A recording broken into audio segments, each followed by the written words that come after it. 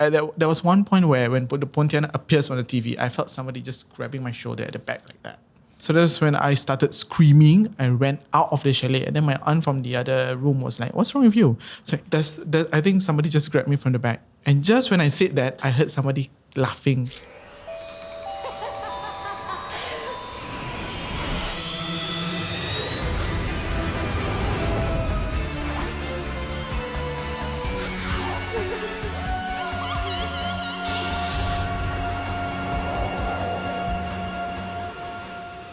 Hi, my name is Utt. My name is Raihan. My name is Wayne. My name is Kyle. And this is Tales from Incredible Tales. Together with some very special guests, we're taking a look back at Incredible Tales, a horror anthology that aired on Channel 5 from 2004 to 2017.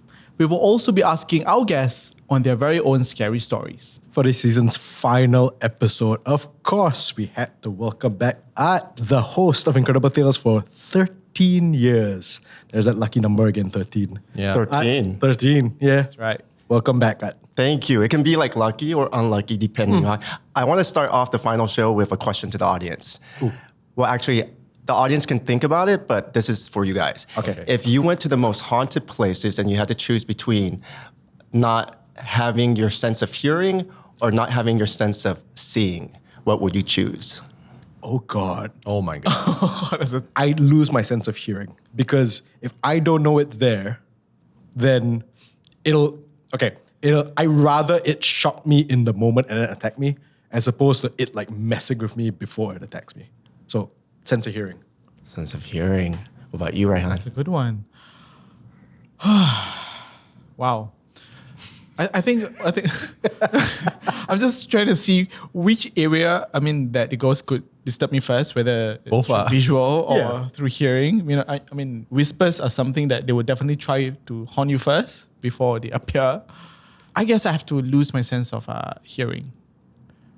Because if they appear but they don't make any noise, I'll probably just think it's a shadow or something. Yeah.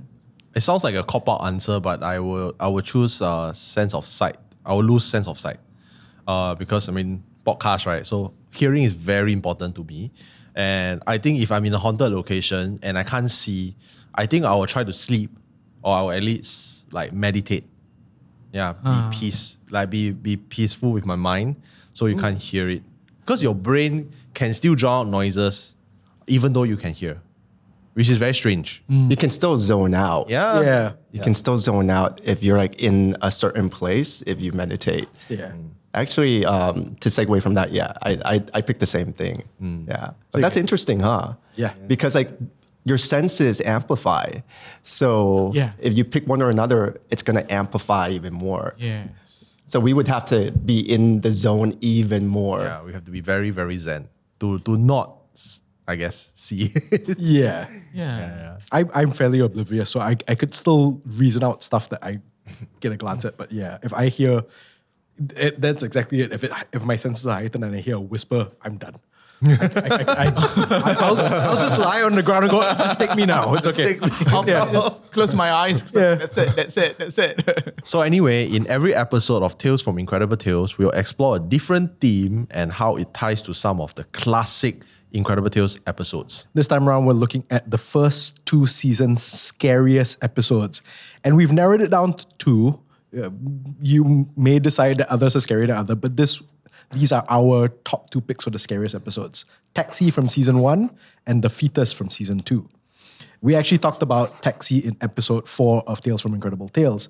But in case you haven't seen or heard it yet, Taxi is about a cabbie who hits a young lady, flagging him in the middle of the night. To his horror, he discovers that the lady he hit has been dead for 3 days from a stab wound. Since that day, he and his wife have become the target of a curse from the dead lady in a red shirt. In The Fetus, which we haven't seen yet, a pregnant wife decides to travel to see her hometown against her nagging mother-in-law's wishes. On her trip, she offends another soul by mistake, and the cost is to lose something that is the most precious to her. Let's take a look.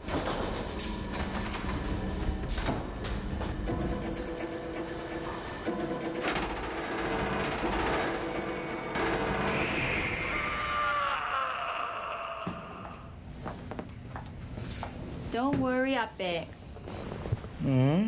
Ape. Ape. Ape. Ape. When are you coming down to hell? Doctor, what's wrong? I saw a large stone beneath a tree and paused to rest there. While I caught my breath, I refreshed myself with some water. And suddenly,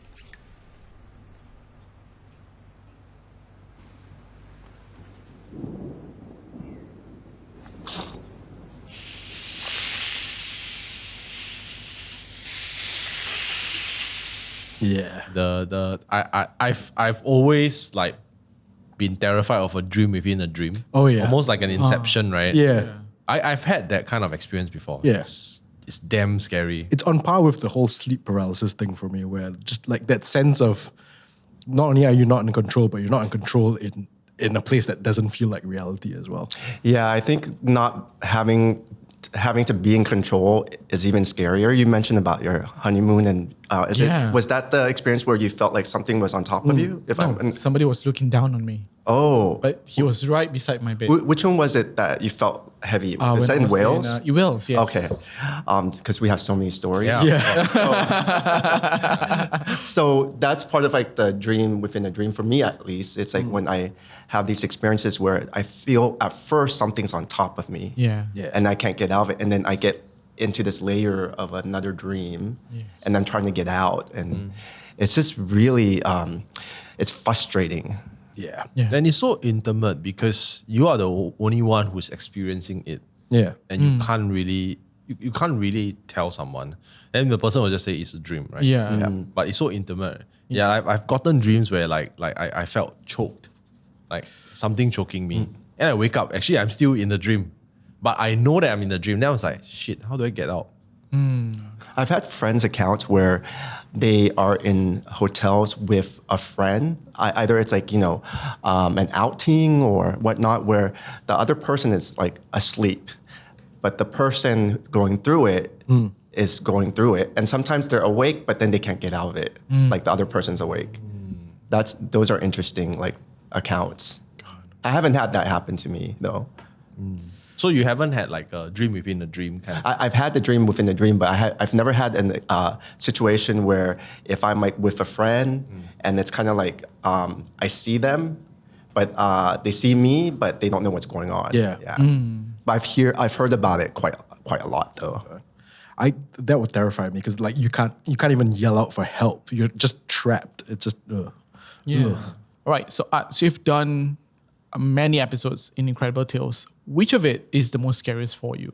Because of my own experience having like these situations, I can't pick just one because I feel they all have different premises. Yeah. And then when we relook at these stories, ones that I found not that scary now I find scary because of the fact that some stories can be just so relatable. And sometimes we talk about the fact that when you intentionally go into something, like for example, when we were that episode about the cemetery, when you go in and you're doing a dare, and in a sense you're in a place, you're invading their space, and then you're asking for it. Yeah. But then you have a situation where we just watched the taxi driver and he doesn't have that set intention to want to invade that space, but then he gets invaded himself. Yeah. So in a sense, before I wouldn't have thought that this was that scary. But then I think about, it's quite scary when you are in a situation where you don't mean to be in there, but then in a way you invite the spirits and the situation. Just a match in frequency, right? Yeah, just a match in frequency. He was destined to kind of help that spirit that was murdered, basically. Yeah. Right? Yeah. Yeah. For me, it's definitely the taxi driver one because of the dream sequence as well as like how unfortunate that he just happened to experience it and match the frequency with the ghost. Yeah. For me, it's the fetus, just because that episode, like throughout the entire episode, there's this sense of unease. Like there's nothing particularly like, there's nothing terribly shocking about it. But I think the dread in the fetus, that's what got to me. Yeah. Yeah. Okay. So for me, I think it's the episode where there's this lady that took up the black magic. Yeah. And then, there's things flying around. Yeah. because it reminded me of something that happened to my close relative, Yeah. where she had also a difficulty to pass away, and then after she passed away, I found out that she took it before. Yeah. And then it was like, oh, that episode reminded me. Of course, I didn't see anything, but it's really closely related. And I think, like what Art mentioned, these episodes are so closely related to all of us. Yeah. It has somehow rather interlinks with our daily lives. Yeah. Yeah.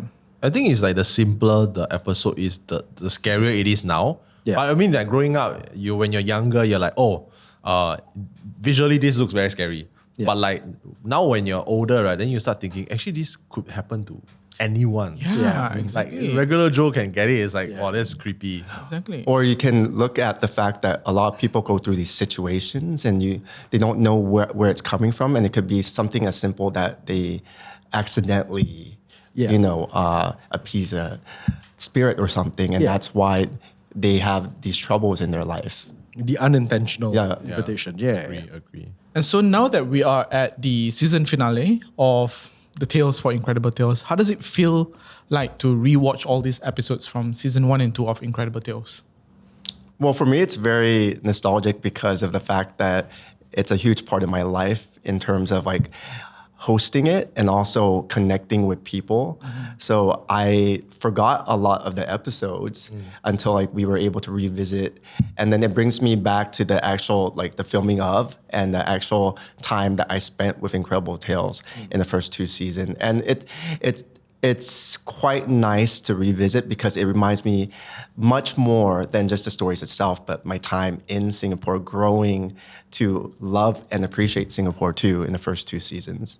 Because I go back after our sessions and I'm like, it makes me think of where I lived during that, where I was back then, and my friends in that chapter of life, and like where I was. So I think now I kind of understand how it relates to the audience because it brings them back to a place in time. Yeah. When they see a certain episode and whatnot. So that's very much the situation for me. It's like going back in time. Yeah. Yeah. For me, it's like it's twofold. The first fold is when I was growing up, right? I remember watching it as a kid and being terrified. It's like that kind of thing that you want to watch. Thursday night, 10 p.m. you watch, and it's like, oh my God, so scary. But then you still watch. And then the next day you go to school. I think I was in primary school. You would talk to your classmates. Did you watch the last episode of Incredible Tales? It's like, no, my mom didn't allow me because I was scared. Like then you start talking about it, and then your teacher say, hey, quiet. But then your teacher also interested. Then your teacher will be like, yeah, let's talk about it for 5 minutes, and then we'll be done. Then we will do maths. It's So something like that. That's like this aspect. And then there's another aspect where you chance upon the reruns or the redub. So there's actually a Mandarin dub of Incredible Tales. So sometimes you're just walking past the coffee shop and then you watch a little bit of it while waiting for your food. And then you remember like, oh yeah, it's been so long. Like, oh, I remember being terrified of this episode. Yeah. And so that for me is a very interesting experience because it's twofold. I think one of the things that I shared during the podcast is how it's like it becomes, I say a lot about connecting. And even though the premise of your podcast and what I've hosted is based on the supernatural and ghost stories, but it's all about the connection. Yeah. I think I shared a text to you Yeah. from a friend of mine, and she was saying that one of the things that, because she works with seniors at retirement homes, and one of the things that's really that brings them together is telling ghost stories and actually talking about incredible tales. So there's like it's very heartwarming. Yeah. It's very heartwarming in a sense where you connect people through these stories that become universal. And I think that was part of our manifestation, how to continue that torch in still connecting people and bringing more stories out. Yeah. To add on to that, there's more. I only remembered it. Okay, so I think it was yesterday when I was backing up the footage for the shoot. And I remember I had a deja vu. Wow. Yeah, it was very powerful. I immediately it happened, I told him straight Yeah. because I was afraid of forgetting. So I was backing up footage and I was thinking about like the next day, which is today, shooting with you, like the plans and stuff. And I was like, wait. The song that was playing also. And the song, what song was that? Oh, I can't remember which song. Yeah, it was one of the older songs. Yeah. It's like a rock song. And I remembered, wait, I experienced this in a dream. a couple years ago. Really? Wow. I had like really weird deja vu dreams. Like because I work as a director, right? So I have deja vu dreams of me directing a certain program without me even knowing it. And you put it in the back of your mind because when it happens and then you're like, wait, it feels so familiar. Every single thing I do is happening like right now. So it's really weird. So I felt that I needed to write it down and tell you. It's like so strange. It's a couple of years, but I'm pretty sure that dream happened a couple of years ago. Yeah. Wow. At this point, I don't find anything strange. I know. Oh. I know. Wow. On our incredible scale, that's a 1. That's a one. Yeah. That's a 1 on scary, but I think it's a 10 What is upon 10 of like good vibes, you know? Like, I think yeah. so. It's Yeah. weird. I don't know what's your next dream about, but let's see. 4 years down the road, let's see what we have. Horror feature. Yes. Horror feature. We're producing it together. Yeah, let's make a horror Wayne's feature. writing it. Let's make it. You're narrating it. I'm good with it. When it comes to supernatural stuff, what scares you the most? For me, it'd be anything that dabbles into darkness, like black magic, because that just brings it to a whole other levels.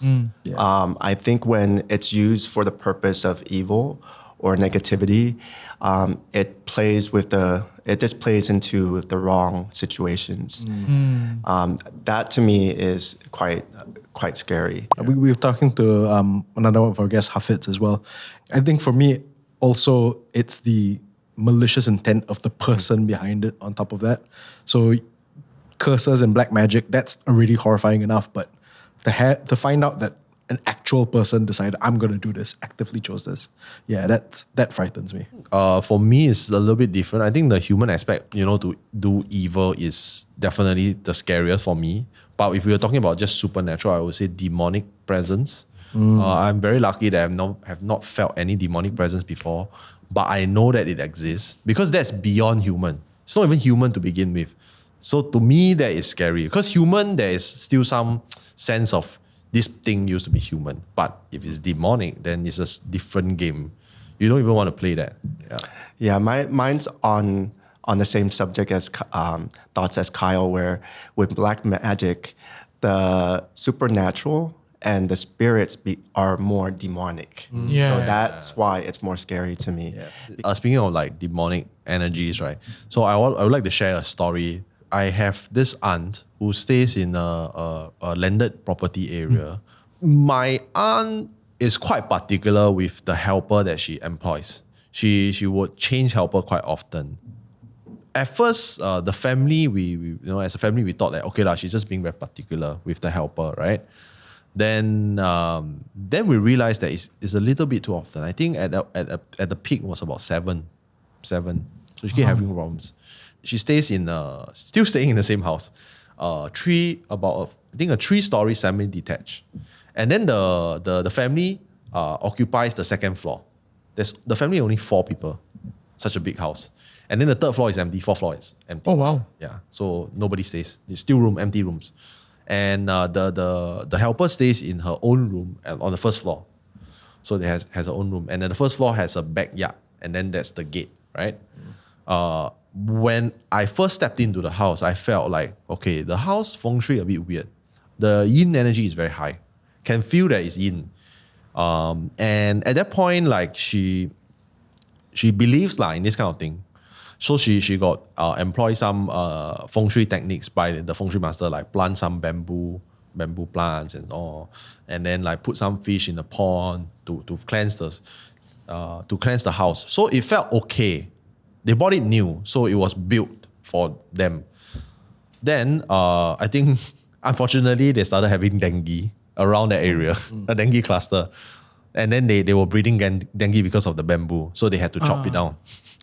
Oh. So the feng shui is messed up already. And then cats started coming into the house to eat the fish.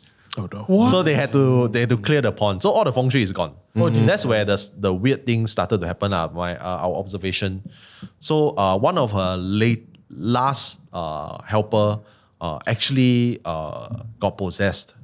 So it started with her telling my aunt, like, I want to go home. Like within like 1-2 months of her service, I want to go home. I really want to go home. And then my aunt could sense that she's a bit off. She was thinking like maybe she's very young and she misses home. She wants to go home. Okay, she said, okay, fine. You go home. You go home. And this is like 10. So the maid went back down and go back to her room and she slept. And my aunt could feel like tonight something's going to happen. She could feel it. Then within half an hour, right, she started hearing like loud noises like trashing, brah, brah, like the room getting trashed for floor. Because it's a landed estate, so it's very loud. So she was like very concerned. So she told my uncle is even to this day, an atheist. Very, very extreme atheist. Don't believe in ghosts on. So they went down and then they knocked on the door and it's like, are you okay? What's happening? Then she never responded. But outside the room, they could hear 3 voices. Her voice, a man's voice, and a woman's voice, but all very different, very guttural, like that kind of thing. Wow. And then they knew like, okay, this is very messed up. And then they called the police because they couldn't handle it. So they called the police. And then the police came.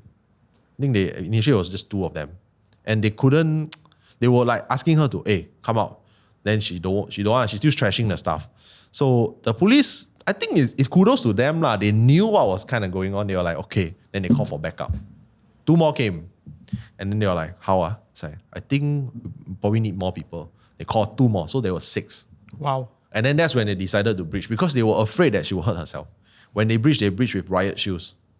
So apparently, because my cousin saw everything, then my cousin said that she was very strong. She was fighting off 4 police officers. Wow. And then they had to push her down with the riot shield to cuff her because they were afraid that she would hurt herself. And then she was like just like losing it already, like possessed already, full on possession already. And then they basically brought her back lah. And then the following day in the morning, she somehow was normal already. And she called my aunt, say, I want to go home now. Send me home. So she sent her home lah. Then later she found out this helper was borrowing money from other helpers within her circle. And I think she offended another helper. Then that helper sent something to her. Black magic. To this day, she doesn't know what happened to her. But she did call my aunt to thank her. Thank you for sending back. But she could tell it wasn't her. Like almost monotonous. Thank you for sending me back. Like that. Then, that was the end of it. But the interesting thing was that my theory is that because of the house feng shui, it's already bad. It's not clean. It amplified the energy. Yeah. And my sister, who is super sensitive, actually could sense like that first floor at the back was, it was just garasa. Yeah. Then that was maybe 7-8 years ago. Then fast forward, New Year's Eve, 2023. So we went there for a party. But everybody knows the house got history. But generally, when you're in the living room, you're fine.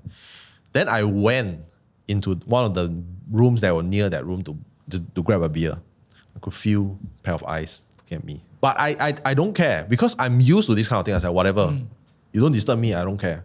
I think my constitution is strong enough to block you away. So I just took my way, I went left. Then every time I go into that room, I on light. Yeah, and it's an empty room. It's a full room with a toilet, with an attached toilet, an empty room. But here's the kicker. My sister told me my niece started seeing things back home. Yeah, like, I see monster, mommy. I see monster. Because my sister is very sensitive. So I think it passed on to my niece, right? So I think she can see sometimes. That's when it clicked because she went into the room with me. So then I remember clearly when I was taking the beer, she was standing outside of the room. She was staring at something. But I just brushed it off because I didn't want to address it. Yep. Then it all clicked. Because 2 days after, my sister told me, she saw something. And I had to get her to go and get blessed. Then I was like, it all adds. Thank you for sharing something that's personal, part of your personal story. And it's so appropriate for the final episode. Yes. Yeah. So Utt, yourself, you have been filming for season 1 and 2. Were there any stories that you have not told us before? 1 and 2, there are not stories, but there's definitely a story in the later episodes, which I'm just going to tease and leave right here. So that we'll be back. But there is. Tales. I haven't shared with you guys yet. Oh, nice. Look forward. But what about you guys? Like on set? Always been debating about when would be the right time to share the story, and almost like balance off the intensity of your story. I figure now's the best time for me to finally share the story. This is my first ever encounter with something that was supernatural, but it wasn't anything dark. It was actually something quite sweet. When I was a kid, I was probably like 3 or 4. I have 2 siblings, my mom and my dad, and we were staying in a smaller flat with 2 bedrooms. My dad had taken my sister and my brother out for taekwondo, so it was just me and my mom alone in the flat at night. And the 2 rooms are right next to each other. And I was in the room with my mom, and I was like playing with toys or something, and suddenly I just stopped and I looked out the door and I pointed and I went, "Mommy, who's that man?" And my mom was like, "What man?" And I just kept pointing to the little wall that separates the 2 rooms, and a crucifix hanging on that wall. And my mom was like, "Okay, it can't be that bad if there's a crucifix on there, but let me just." I don't know why she thought this would help. She just brought me to the other room, and in the other room I just kept going, "Mom, the man's still there. The man's still there." And she freaked out, but she just kept as much of her cool as she could because she can't freak out in front of her kid. She never told my dad and my siblings this until it was probably a couple of months later on. Mom and dad were looking through photo albums, and she turned the page to one of my grandfathers who had passed before I was born, and I pointed to that photo and I went, "Mommy, it was the man from that night." I never met this grandfather. I never seen his photo. I was a kid. They both passed before I was born. I went, "Mommy, it's that man." And my mom was like, "Oh, that's why I didn't feel I was freaked out, but I didn't feel worried that something was happening." It's a visiting spirit, so you don't feel like it's threatening you. Yeah. Probably just paying you a visit. Yeah. That's very heartwarming. Yeah, that's very heartwarming actually. I figure it would be a nice balance. It's like the warm kind of creepy. Yeah. Yeah. But mine was dread. Yeah. Yeah. Mine was dread. I could feel It's a it. good balance though. It's a good balance. Yin and yang, right? We show how broad the supernatural stories can And be. how it can go every which Yeah. way. That's why I love the supernatural and horror. Yeah. It's like an amalgamation of all genres. Yeah. You can feel Yes. everything. Yeah. Well, it's Yeah. like the story of my grandma coming to see me Yeah. after she passed, and that was more light. Yeah. So I love that's it. what's I like the way she Oh, went yeah. off. Yeah. Bye. Right. So it, it shows that the energies and the spirits, it's not always scary. Yep. It can come lighthearted as well. Yeah. yeah. I think one of the first thing that when I first met Carl is that he wouldn't expect me to have a lot of ghost stories. Yeah. But actually I do because of the experiences I've been through. I think most of these stories that I've had, the most vivid one happened to me when I was really young. Back then, it was in a resort in Malaysia, in Johor Bahru, Mersing. Oh, Mersing. Yeah. Is it Mersing. still around? It's still around. Oh no. And a lot of things has happened there. It's funny. And my resort was right beside the beach. Oh. And back then we went as a huge family. My aunts were there, my uncles were there. There were 3 chalets that we booked. So my brother and my father, we stayed in one of the chalets. So I was inside. So a series of things happened. First one, my brother almost drowned in the swimming pool that morning when I was swimming with him. I don't know whether it's a supernatural thing, but it started from there. Okay. Okay, so that's one. That evening, Pontianak just got released about maybe 1 month ago, and now it's airing on TV. So I was like, okay, I don't want to go out today. You guys can go out. I want to stay in this room and I want to watch. How Pontianak. old are you? I think I was 8 or 9. Alone. Alone. And you wanted to watch. And I wanted to watch. Nice. It's funny, isn't it? Nice. Yeah. So I did. I watched, and then there was one point where when the Pontianak appears on the TV, I felt somebody just grabbing my shoulder at the back like that. So I thought it's my brother. So I turned around and there was nobody.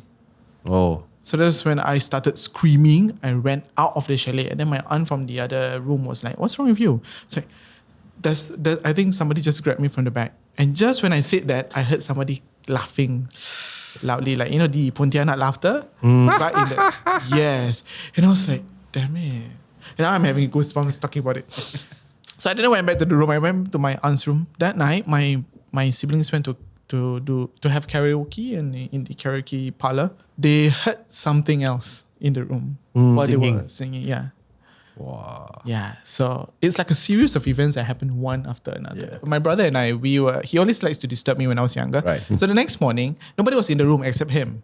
So he was about to go out of the room and then he wanted to open the door and then he felt like somebody pulling the door towards, from him. And then he thought it was me. So he said, stop playing with the door. He tried to pull it back. And then the door closed again. Tried to pull it back and then he was like scolding me, literally scolding me, stop. And then after that, when he pulled out, there was nobody right in front of the door. I was in another room. Oh. Yeah. So it's like a series of events that happened right there. So, but then you guys did like a family sharing, right? Yes, And but not there. everybody- After we came back home. Okay. Yeah. But everybody knew. Everybody knew. Yeah. It's like That's scary, bro. he has become like a family ghost. Yeah. It shows you how strong the energies are. Yeah. Because it was continuous. It's continuous. Yeah, exactly. This is a question for everyone.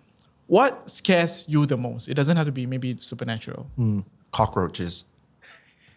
It's because when I was younger, when I first visited Thailand, like they can fly. I didn't know. And I think I was at my relative's house. I don't even know if it was my grandma's house. And I was young, so and they're huge here in Southeast Asia. Yeah, you know, in the Western world, they're smaller. Yeah. But here they're huge, and I think I was traumatized because I saw them like walking and everything on the walls and everything, but I didn't know they could fly. So they would fly around, and that really scared me. But I mean, speaking of what we scared, I think this is quite prevalent with people who watch our content. Both of us, Wayne and I, we are terrified of chichaks, lizards, house lizards. Oh, I love them. Oh my God. Yeah, Okay, I can pick them up and yeah. Yeah, so I can help you with the cockroaches, you can help me with the lizards. All right, yeah. Absolutely help you. that'd be good. Yeah, the lizards, nah. Have to. What about you, Raihan? What are you scared of? For me, I didn't realize that it's really that bad, but it's the fear of darkness. Oh, wow. So what happened was I was on vacation in Vietnam. We spoke about the graveyards and all that. I went to Cu Chi Tunnel, which is the war zone, Yeah. where we had to go through the tunnel. Just have to have a feel how it feels like.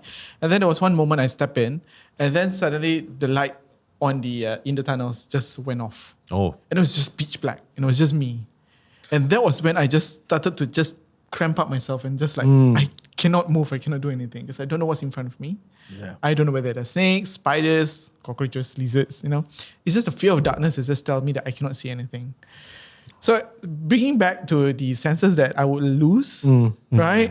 That's why I would rather lose my hearing and not my eyesight, is because as long as I can see, I can run. Yeah. Fair enough. All right. I hate to say it, but I think we got to wrap up this episode. So we have one last morbid fact of the day, not just for this episode, but for this season of Tales from Incredible Tales. And since it's the season finale, Utt, could you share with us a morbid fact of the day? So this tests my quick thinking of morbid facts. I'll share like a disturbing fact because we've been discussing it through this episode about possession. We were talking about the housekeeper, and then we were touching on the topic of black magic, what scares me, about the malicious intent, and also about demonic.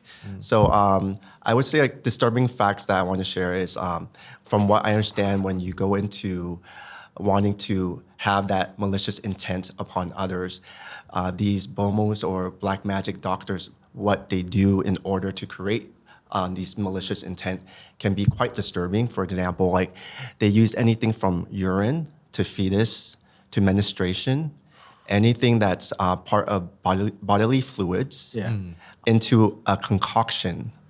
And I think the way it can be used against another person is if you mix it into a drink to someone you have that intent for. Yeah. So I've I've heard of this and I know it's done. Yeah. So these are disturbing facts that I want to leave with today on the final episode. Yeah, I mean, to reassure some of our listeners back, I've heard from someone who practices white magic. It's basically the counter, right? Counter of black magic is actually if your constitution is very strong and you think that your drink might be spiked, you just tell yourself that, look, I'm not going to be affected by this black magic. And it can go away. Even though you drank it. It's very strange. I was like, like that. So you basically self-confidence. Yeah, in a sense, yes. That is something that Dr. Melgill will agree. One last time, Dr. Mel. I'm really glad Kyle like ended it on that note because like it's true. We don't want to leave like this session in a light where it's like it's hopeless. Yeah. But you're very right. The thing is, it goes back to like if you have that gut feeling not to do something, you kind of follow your gut because basically like I don't want to drink this or because part of your consciousness, you already know that something's coming to you in the wrong way.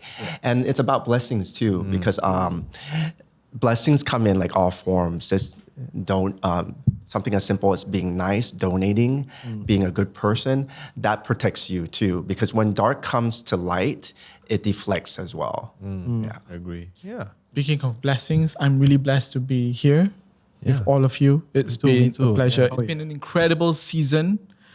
And we're really hoping for the next season of Tales from Incredible Tales for sure. So thank you so much for your time, Art. We will see you soon. Yes, you will. Very soon. Yeah. Thank you so much. Very soon. This has been Tales from Incredible Tales. Nice.